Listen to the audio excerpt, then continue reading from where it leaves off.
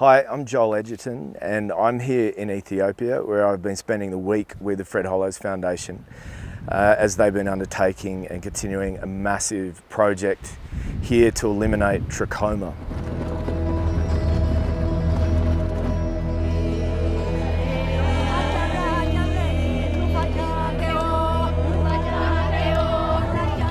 Trachoma is closely related to development. Poverty is the basic drive. It is an infectious problem that is transmitted from one person to the other. It's a bacterial infection that affects the eye. The way a person's eye is affected is that they could be infected a number of times, and over a build-up of times that the worst effects of trachoma is the scar tissue builds up underneath the eyelid, and it causes the eyelashes, which usually would grow upwards and out, to grow inwards. And as soon as any eyelashes that are growing downwards or towards the eyeball, of course that causes initially major discomfort and serious pain.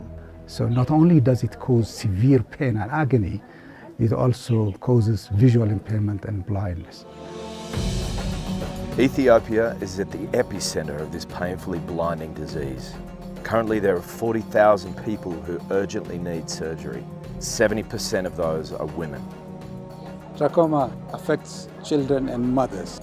It makes a huge difference in the lives, in the quality of the lives of families. Problem with having your eyes irritated is it makes you want to blink, and as soon as you blink it's even more painful. And to think that if you're a mother dealing with many children, if you're irritated yourself, I think it would affect the way you just relate to people.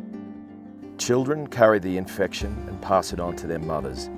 Trachoma in children indicates to me how big the problem is. If we don't reach them in time, they could go irreversibly blind.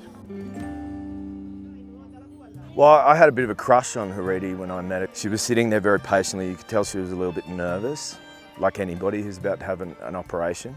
When we spoke to her, she was also very hopeful. Next morning when we went back to the centre, we were looking for her and hoping that she would come back.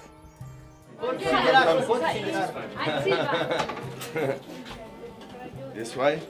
And she did, and she took the patches off. And she was so happy and very expressive.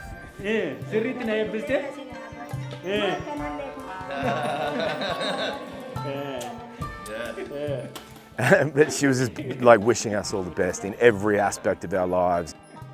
But she was just thanking everybody in the team. I think she was just so happy to have, immediately have the pain go away and realise what benefits that was going to have for her.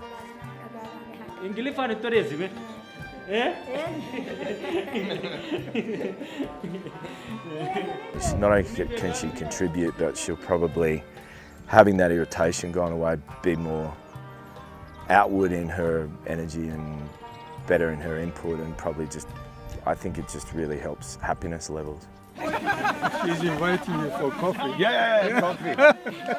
I've been waiting all day. Come on, let's go. It really goes into your heart and your brain when you see one mother smiling the next day. It's going to have an impact on him, I think, for the rest of his life.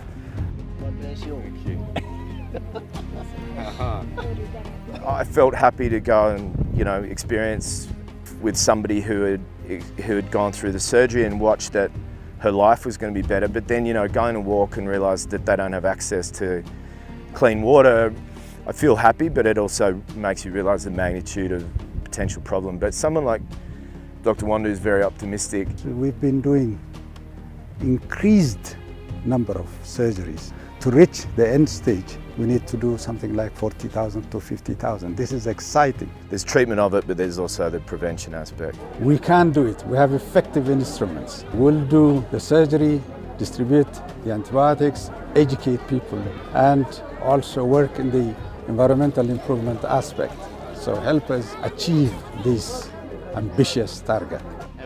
There's a lot of work to be done here around eye health, around hygiene and water, and the surgeries that go into helping individuals who have been experiencing extensive pain and discomfort from the effects of trachoma.